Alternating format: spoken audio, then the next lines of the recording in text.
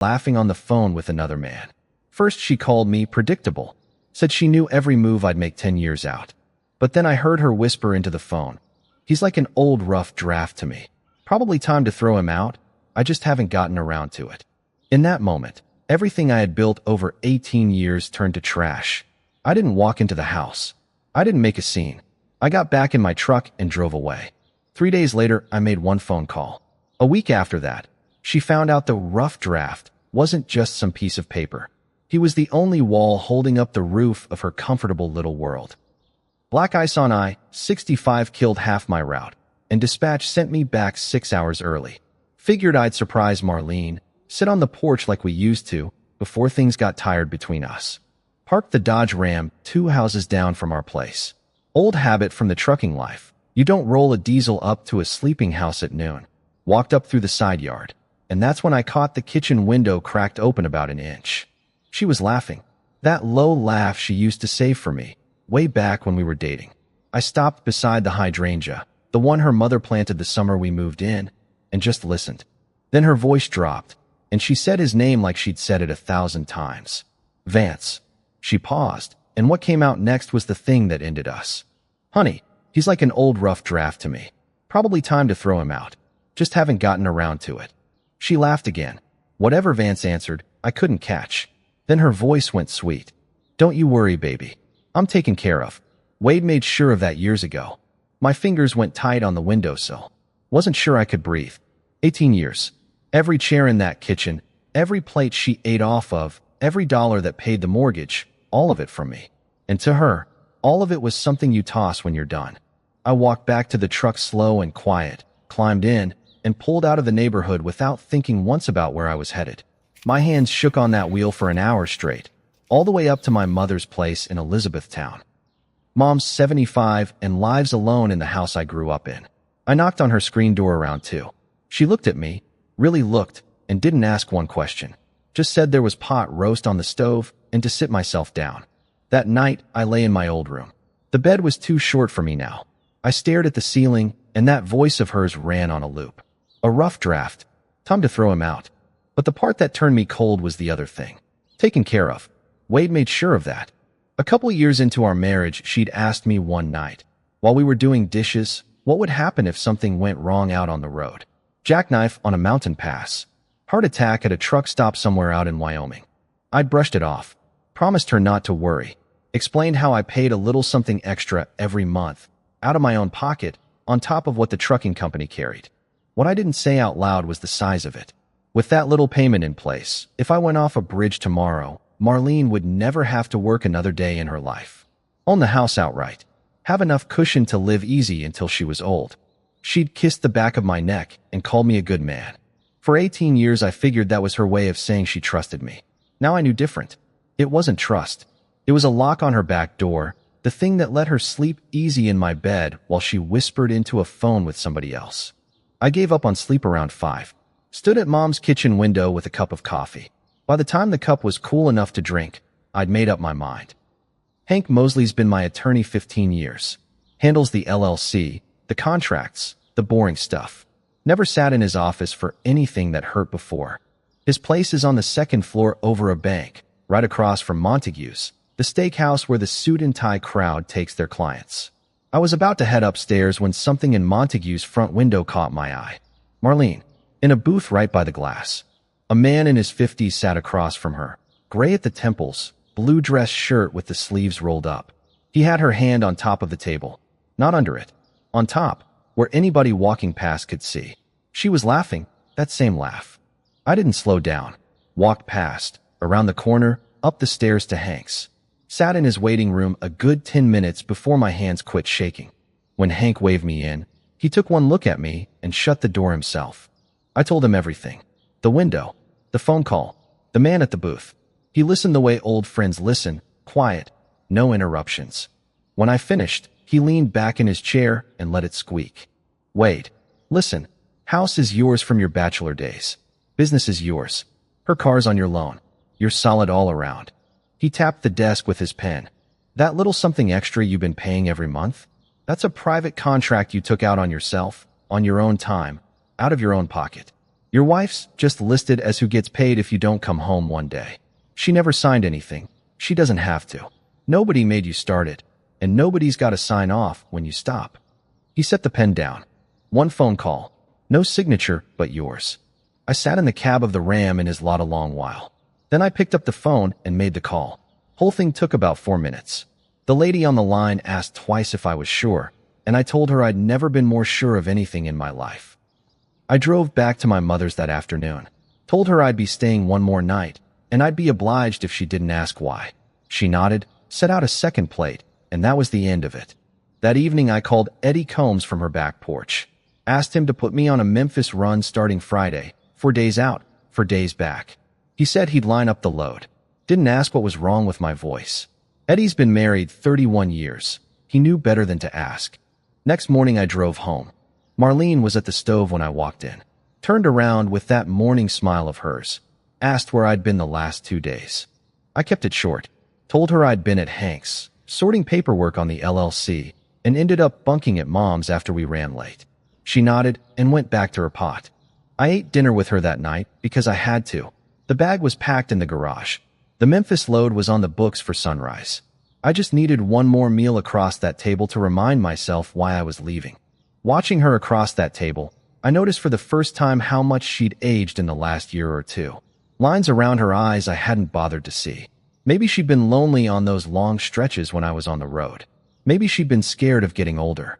None of that excused what she'd done, but it kept me from hating her. I wanted to walk out clean, not bitter. Halfway through the meal, she dropped it on me. Casual, like she was talking about getting the gutters cleaned. I might go talk to a financial guy this month. Just see what things would look like if something happened. 18 years, and not once before had she asked anything close to that. I told her go ahead, honey. Sounded like a smart move. She smiled and reached for the salt. She had no clue the something had already happened the day before. Friday morning came in slow and gray. 5:30 on the kitchen clock, and the only light in the room was the little one over the stove. Marlene stood at the counter in her robe, half awake, pouring coffee into that blue mug she likes. I came in with my bag over my shoulder and set it down by the door without saying a word. She glanced over her shoulder and gave me that sleepy morning smile. Wanted to know how long I'd be gone. I didn't answer her question, just stood there in the doorway, looking at the woman I'd been married to for almost 2 decades, and waited until she really looked back. Marlene, that little something I pay every month, the one I told you about all those years ago at the sink. I stopped it on Tuesday. The mug paused halfway to her mouth. I kept my voice flat. The anger had drained out of me sometime during the drive home from Hank's. What was left was just tired. I'm not paying for the peace of mind of a woman who's living with another man. Anything happens to me out on that highway, that's not your problem anymore. You can run to Vance. He's covering you now. The mug came down on the counter without a sound. Her mouth opened, closed, opened again, like she was trying to find a word that wouldn't come. I picked the bag back up. Heard you through the window on Tuesday, Marlene. The whole thing. Heard him too. The color went out of her face before she could form the next word. She reached behind her for the counter like she needed something to hold on to. Wait. Please. You don't understand. I had my hand on the door by then. Looked back at her one last time. I understand fine. I'm not yours to lean on anymore. Go find out if he is. Out the door. Into the truck. Turned out of the driveway with the sun still half an hour from coming up. For the first time in 5 days, the wheel was steady under my hands. The first 100 miles I didn't feel a thing. Just the road, the radio low, the diesel humming steady underneath me. Around Nashville, my phone started lighting up on the passenger seat. Marlene, Marlene, Marlene. 6 times in 20 minutes. Then a gap. Then 3 more. I let it ring. If a man's going to talk to his wife about the end of his marriage, he's going to do it on his own porch, not on a Bluetooth at 70 miles an hour through Tennessee. Pulled into a Pilot for fuel. Got a coffee, came back to the cab. The phone lit up again, and this time it went to voicemail. I played the message on speaker. She wasn't crying, and that surprised me. Her voice came out tight and controlled, the way she got when she was angry and trying to hide it. Told me we needed to talk. Told me I'd made a serious mistake. Said I didn't know what I'd done. I deleted it. Then I sat in that lot for a while, watching big rigs pull in and out, thinking about that voicemail. There was no fear in her voice. No desperation. Anger, sure, But underneath the anger, she sounded like a woman who still figured she had options, who still thought there was somebody else she could call. She hadn't called him yet. That was what stuck with me. She was calling me first because she was running the numbers on which one of us was the better bet. Her husband, the one she'd just told a stranger she wanted to throw out, or Vance, the man she'd been laughing with through that window. I started the truck and pulled back onto the highway. She was about to find out which of us would actually catch her when she fell. I was 3 days into the Memphis run when Eddie called. We were both pulled over at a yard outside St. Louis, sitting on the bumper of his rig and eating gas station hot dogs. He'd heard from his cousin Pete, and Pete had heard from his sister-in-law Linda, and Linda happened to work the front desk at a logistics outfit on the north side of Bowling Green. Wait, your wife showed up at her boss's office Friday afternoon. No appointment. Walked in there looking like a woman headed to a funeral she didn't want to attend. I stopped chewing. She went into Vance's office. Door was open. Linda heard her say one sentence loud enough that 2 men in the bullpen turned around. Then Vance got up and shut the door, but the walls of that office, brother, they're glass. Eddie spit on the gravel between his boots. Pete says she walked back out about 3 minutes later. Vance didn't follow, didn't even come to the doorway. Whatever she went in there asking for, she did not leave with it. He took another bite, chewed, then added one more thing. Vance was always married, always going home to his wife at 5 sharp. Whatever your wife thought she had with him, it was never what he was selling. He was just bored. She was the one who thought it was love. I didn't ask Eddie what she'd said in that office. Didn't have to. There's only one question a married woman walks into a married man's office to ask, and only one face he makes when his answer's no. I finished my hot dog and climbed back into the rig. That right there was the moment. Not when I made the phone call. Not when I packed my bag in the dark. The moment was when she ran to Vance and Vance wouldn't catch her. That was when the roof came down on top of her. I drove the rest of the route in silence. Outside Little Rock, I called Hank from a rest stop and told him to draw up the papers, courier them to the house, give her 1 week to sign quiet. After that, the lawyers got loud. Hank said it'd be on her kitchen table Monday morning. Got into Memphis around dark on Sunday and slept 8 hours straight in a motel I've used for years. Monday morning, I started back home. About noon, I pulled into a truck stop outside Jackson for fuel. Standing at the pump next to mine was a young driver, maybe 25, with the hood up on a beat-up Kenworth. He was on the phone arguing with somebody, dispatch, by the sound of it, and looked about ready to put a fist through his own grill. I finished fueling and walked over. Asked him what he had going on. The kid looked at me, then at the company name on the door of my Ram. Bell Hauling, Bowling Green, Kentucky. His face changed. You Wade Bell. I nodded. He told me his uncle ran a small outfit out of Owensboro, and the uncle had told him if he ever broke down within 500 miles of me, my name was the one to call. I got under that hood and had it diagnosed in 5 minutes. Fuel solenoid, common problem on those older models. Pointed him at the nearest shop that could swap it same day. He pumped my hand twice and called me sir. Climbed back in the Ram and pointed it east toward Bowling Green. For the first time in a week, I felt like a man with a name again. Rolled into Bowling Green Tuesday afternoon. Drove straight to the house. Marlene was on the porch step like she'd been there a while. She'd dropped weight in 5 days. Hair wasn't done. Through the screen door, I could see Hank's manila envelope on the kitchen table behind her. Sitting there and signed. I didn't go up the steps. Stayed on the walkway, hands jammed in my jacket pockets. She started in on me before I could say a word. Begged forgiveness. Called it a mistake. Told me Vance was nothing. The whole thing was nothing. She'd already ended it. Promised she'd do anything if I'd give her one more chance. I let her run through it. Owed her that much, after all those years. When she finally stopped, she just stood there with her arms wrapped around herself, breathing hard. Marlene, sign the papers by Friday, and it stays quiet.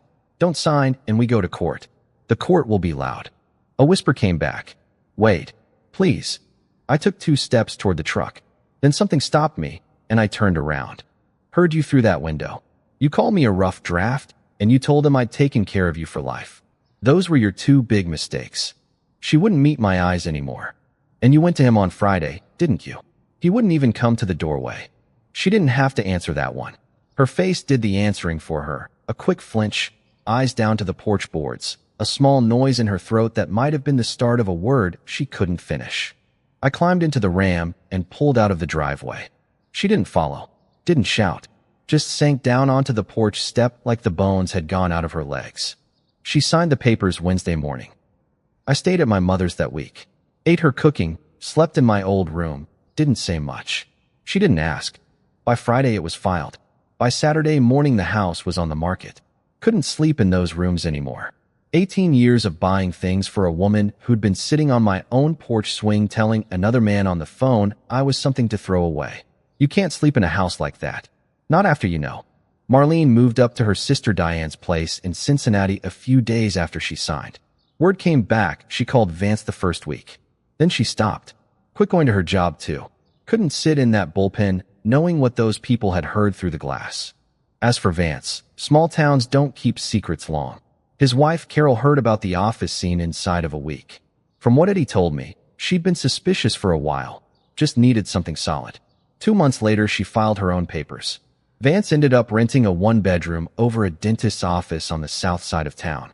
Then one Sunday evening, while I was sitting on Mom's porch with a beer, my phone lit up with a number I didn't know. I picked up. "Mr. Bell, this is Vance Whitley." I let him sit there. He cleared his throat, voice older and tireder than I'd pictured. "I'm not asking you for anything. I just wanted you to know I never meant for any of this." I let the silence stretch. Then I told him, "Mr. Whitley, you should have kept your office door closed 18 months ago. Now we're both living with what was on the other side of it." He started to say something else. I hung up. The next run came in Monday morning. Cincinnati to Tulsa, 8 days out and back. I was up at 4 with coffee already going on Mom's counter and my bag waiting by the door. The Ram was warming up out in the driveway when she came out of her bedroom in her robe and stood in the kitchen doorway, watching me lace up my boots. After a while she asked if I was all right. I told her I would be. She poured me a thermos for the road and walked me out to the porch, same way she used to do 20 years back, when I'd come home on leave from the army. "Tuesday week," I said. "We'll have meatloaf." She smiled. "I'll have it ready." I pulled out of her gravel drive and turned onto the county road heading west. Frost on the fields. The radio came on by itself when the heater kicked in, some old country station out of Louisville. Familiar voices for a familiar drive. About an hour in, I started thinking again about that woman through the kitchen window, about what she'd called me, about the man on the other end of her phone, sitting in a one-bedroom over a dentist's office, calling me on a Sunday night to ask forgiveness I wasn't going to give. "A rough draft," she said. "Predictable. The truth is, predictable is what gets you home in one piece after 30 years on the road. Predictable is what pays the mortgage, what keeps the lights on, what answers the phone at 2 in the morning when somebody you love needs help. Predictable is the man you call when something matters. Out here, on the road, where men actually do the work, out here that was the man they called. 18 years, 6 days, one phone call, and now, just the road again. That was a while back now. The house is gone. The papers are signed, and life moved on without much noise. Marlene left for Cincinnati, and I heard she